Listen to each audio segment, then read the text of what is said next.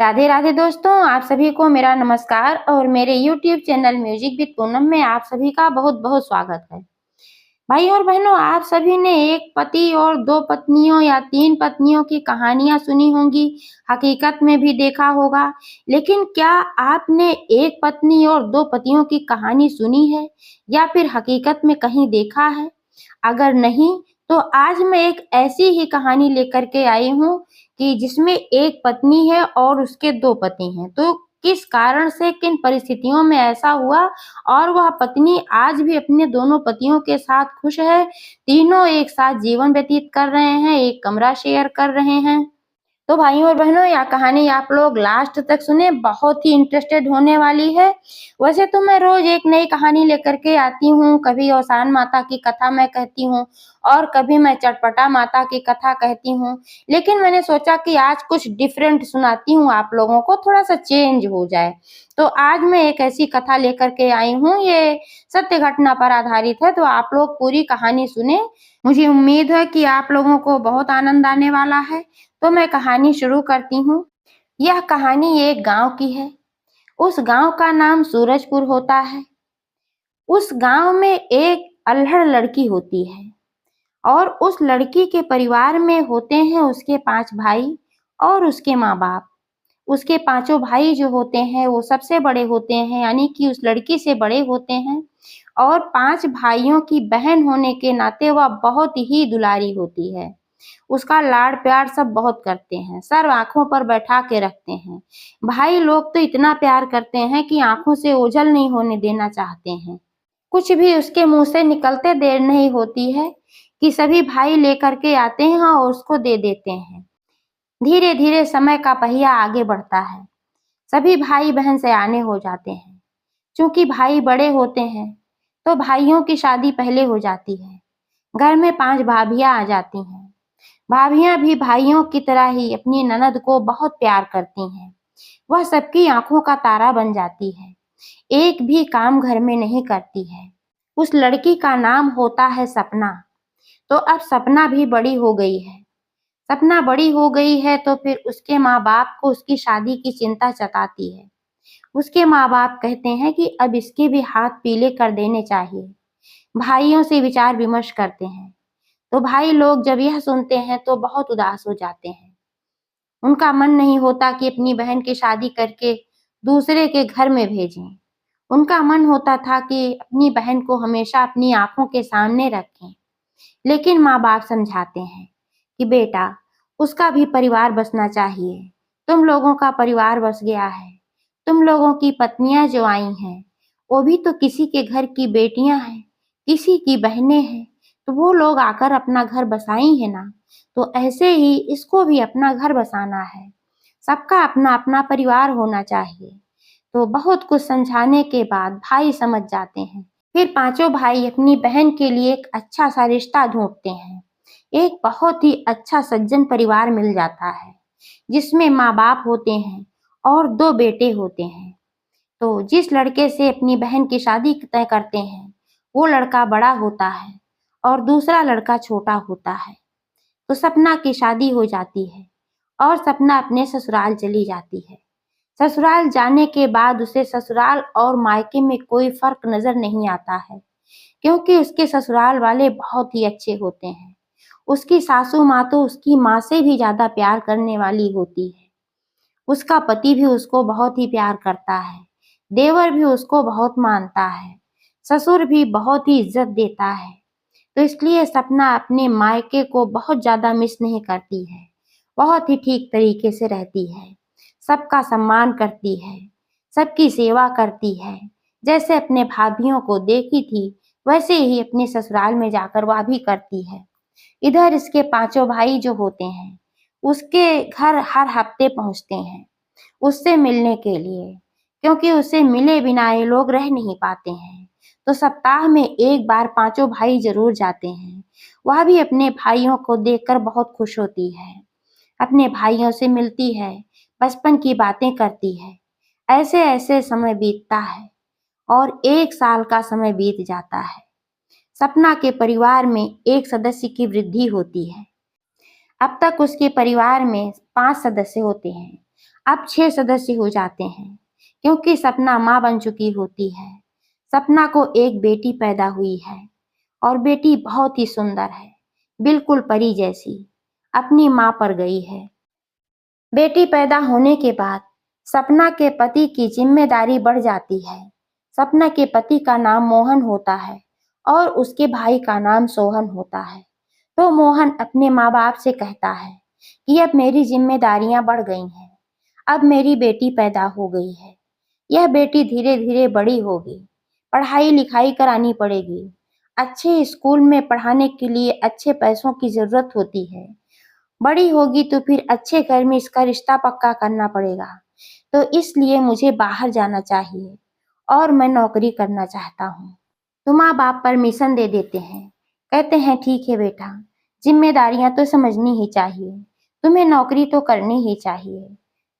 फिर मोहन सपना से भी यही बात कहता है। सपना भी तैयार हो जाती है। वह भी कहती है ठीक ही कह रहे हो, जाओ तुम नौकरी करो, क्योंकि बेटी धीरे धीरे सयानी होगी। फिर मोहन परदेश चला जाता है। यहाँ पर सपना अपने परिवार के साथ रहती है। एक सप्ताह में भाई हमेशा आते हैं, सपना का हाल चाल लेते हैं, मिलकर बातें करते हैं। ऐसे ऐसे दिन गुजरता है। कुछ दिन गुजर गए। जब भी मोहन से बात होती कि नौकरी मिली, मोहन बताता अभी तो नौकरी नहीं मिली है। ऐसे ऐसे 3-4 महीने के दिन बीत जाते हैं और फिर धीरे धीरे मोहन से बात होना भी बंद हो जाती है। मोहन को फोन करने के बाद वो फोन उठता नहीं है। मोहन उधर से फोन करता नहीं है। इसके बाद बहुत समस्या उत्पन्न हो जाती है। माँ बाप बहुत परेशान हो जाते हैं। सपना भी बहुत परेशान हो जाती है, क्योंकि उसके पति का कुछ भी हालचाल नहीं था, कुछ भी खबर नहीं थी।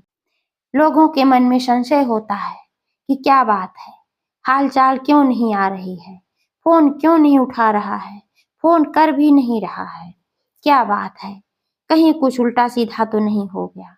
ऐसा ख्याल आते ही सपना कांप जाती, माँ बाप का दिल बैठ जाता, सभी बहुत परेशान होते। लेकिन इंतजार के अलावा और कुछ भी नहीं था। सभी मिलकर इंतजार कर रहे थे। ऐसे ही इंतजार करते करते 3 साल का समय बीत गया। बिटिया भी बड़ी होने लगी थी, लेकिन मोहन का कुछ लता पता नहीं था। ऐसे में सपना के भाइयों और माँ बाप की चिंता बढ़ती जा रही थी कि क्या होगा, क्या नहीं होगा। सपना का पति लौट कर नहीं आ रहा है। सपना की पूरी जिंदगी पड़ी है, कैसे जिएगी, कैसे रहेगी, यही सारी बातें सोचती। गांव वाले भी उल्टी सीधी बातें बोलते। कुछ लोग कहते ये कुलक्षणी है, इसके आने के बाद ही इसका पति गायब हो गया। कुछ लोग कहते अरे आते ही अपने पति को खा गई। ऐसी ऐसी बातें करते जो कि उसको बुरा लगता और उसकी सास को भी बहुत बुरा लगता था। उसकी सास सबको जवाब दे देती थी, ये ऐसी बातें मत बोलो, ये बहुत गलत बात है, मेरे बेटे को कुछ नहीं हुआ है, मेरा बेटा लौट कर आएगा। लेकिन किसी को क्या, सब तो उल्टा पुल्टा बोलते ही थे। एक दिन सपना के 5 भाई आते हैं और सपना की सास से बात करते हैं। कहते हैं माँ जी, अब तो सपना का पति नहीं लौट रहा है, काफी दिन व्यतीत हो चुके हैं, अब आप बताइए हम लोग क्या करें। अब हमारी बहन ऐसे कब तक रहेगी, उसका पति जब नहीं लौट कर आ रहा है, क्या पता जीवित भी है कि नहीं जीवित है। वो तो माँ थी, ऐसी बात कोई बोलता था तो उसका दिल कांप जाता था। बोलती थी नहीं बेटा, ऐसी बातें मत करो, मेरा बेटा जिंदा है, मेरा बेटा जरूर लौट कर आएगा। लेकिन 5 भाई कहते लेकिन माँ जी, अब कितने दिन हम इंतजार कर सकते हैं, हम अपनी बहन को वापस ले जाना चाहते हैं और अपनी बहन की हम दूसरी शादी करना चाहते हैं। तो सास कहती है कोई बात नहीं बेटा, अपनी बहन से पहले पूछो वो दूसरी शादी करना चाहती है या नहीं। तो अपनी बहन से पूछते हैं भाई, तो वो बहुत सकपका जाती है। वो बोलती है नहीं भैया, मैं दूसरी शादी नहीं करूंगी। भाई बहुत समझाते हैं कि तुम्हारी एक बेटी है, तुम्हारी बहुत बड़ी जिंदगी है, ऐसे कब तक चलेगी, तुम्हें तो शादी करनी ही पड़ेगी। बहुत ज्यादा दबाव बनाने लगते हैं लोग। जब बहुत ज्यादा दबाव बनता है तो फिर उनकी सास के दिमाग में एक आइडिया आती है। सपना की सास कहती है कि बेटा, अगर तुम अपनी बहन की शादी कराना ही चाहते हो तो मैं चाहती हूँ कि मेरी बहू मेरे घर में ही रहे। भाई कहते हैं वो कैसे? तो सपना की सास कहती है मेरा दूसरा बेटा है सोहन, इससे मैं इसकी शादी करा देती हूँ। और पुराने जमाने से ऐसा चलता भी आया है कि जब पति नहीं रहता है, कुछ हो जाता है उसको, तो देवर के साथ शादी हो जाती है। इसमें कोई नई बात नहीं है। तो मैं भी अपने छोटे बेटे से अपनी बहू की शादी करा देती हूँ।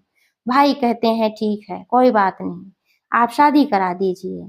तो ऐसे ही उसकी शादी फिर दूसरे भाई से यानी कि सोहन से हो जाती है। जब सोहन से शादी होती है, फिर धीरे धीरे जिंदगी सबकी नॉर्मल होने लगती है। सब लोग मोहन को भूलने लगते हैं। समय का पहिया आगे बढ़ता है। 8 साल और बीत जाते हैं। इस बीच सपना 2 बच्चों की और माँ बन जाती है। इसके 2 बेटे और हो जाते हैं। अब सभी लोग मोहन को भूल चुके होते हैं और सपना भी अपने पति और बच्चों के साथ खुश रहती है कि अचानक कुछ ऐसा होता है जिससे सबकी जिंदगी में उथल पुथल हो जाता है। दोस्तों, आगे की कहानी सुनने से पहले चैनल को सब्सक्राइब कर लें, लाइक और शेयर कर लें ताकि ऐसी और कहानियां आप लोग सुन सकें। तो अब आगे की कहानी सुनते हैं। अचानक एक दिन क्या होता है कि सपना की जो बड़ी बेटी होती है, उसका जन्मदिन होता है और उसका जन्मदिन बहुत धूमधाम से मनाया जाता है। सभी लोग बहुत खुश होते हैं, नाच गाना हो रहा होता है। तब तक अचानक मोहन लौटकर आ जाता है, सभी के लिए बहुत सारे गिफ्ट लेकर। भाई के लिए, पत्नी के लिए, माँ बाप के लिए और अपने गुड़िया रानी के लिए, क्योंकि वह जानता था कि उसकी गुड़िया रानी अब 12 वर्ष की हो चुकी होगी। इसलिए वह 12 वर्ष के अनुसार उसके लिए एक बहुत ही सुंदर सी फ्रॉक लेके आया है। मोहन सोचता है मुझे अचानक देखकर सब खुश हो जाएंगे। यही विचार मन में लिए वह आगे बढ़ता है और घर की तरफ आता है। जब घर में पहुंचता है तो खुशी का माहौल देखता है। वह सोचता है कि ये लोग किस चीज की पार्टी कर रहे हैं। शायद इन लोग को कहीं से पता चल गया है कि मैं आ रहा हूँ। शायद इसी की पार्टी ये लोग रखे हुए हैं। और वह खुश होता हुआ आगे बढ़ता है। जब घर के अंदर आता है तो वहां केक कटने की तैयारी हो रही होती है। बिटिया रानी केक काटने के लिए खड़ी होती है और पीछे से मोहन का भाई सोहन और उसकी पत्नी दोनों लोग साथ में खड़े होकर केक कटवा रहे होते हैं। फिर भी मोहन नहीं समझता है। वह सोचता है कि भाई मेरा भाई है, देवर भाभी है, तो केक कट रहा है। लेकिन जब पार्टी खत्म होती है तब उसे हकीकत का पता चलता है। उसके पैरों के नीचे से जमीन खिसक जाती है। वह बहुत परेशान हो जाता है।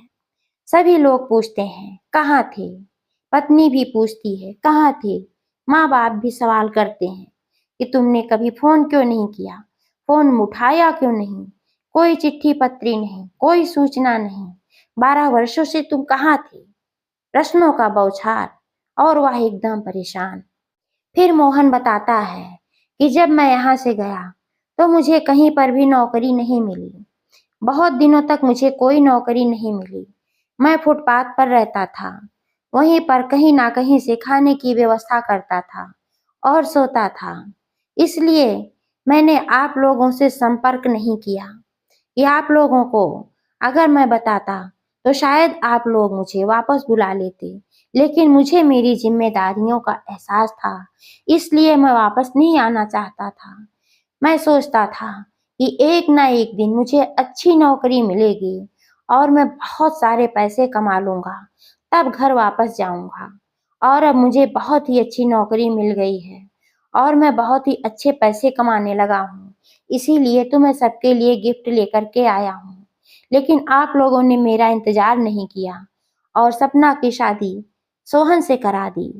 तब माँ कहती है बेटा, हम लोग तो इंतजार ही कर रहे थे, लेकिन क्या करें, समाज ने जीना मुश्किल कर रखा था, इसलिए तुम्हारी पत्नी की शादी सोहन के साथ करवानी पड़ी।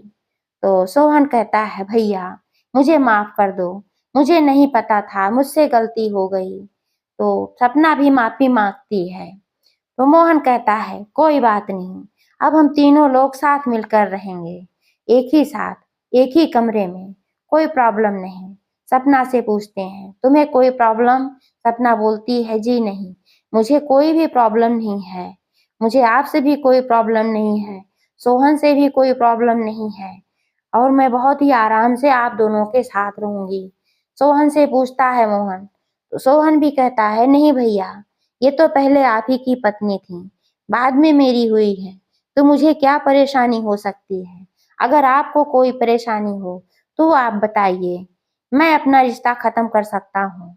मोहन कहता है नहीं रे, जब मैं नहीं था तब तूने इसे संभाला, और अब मैं आ गया हूँ तो मैं इतना तुच्छ थोड़े हूँ कि तेरा रिश्ता खत्म करवा दूंगा। अब तो तेरा रिश्ता दिल का रिश्ता हो गया है ना इससे, तो अब हम तीनों साथ रहेंगे, खुशी खुशी रहेंगे। और मोहन के लौटने से परिवार पूरा हो गया, घर में खुशियां लौट आईं। इस तरह से तीनों साथ साथ रहने लगे। कहानी कैसी लगी कमेंट करके अवश्य बताइएगा, और पूरी कहानी सुनने के लिए बहुत बहुत धन्यवाद।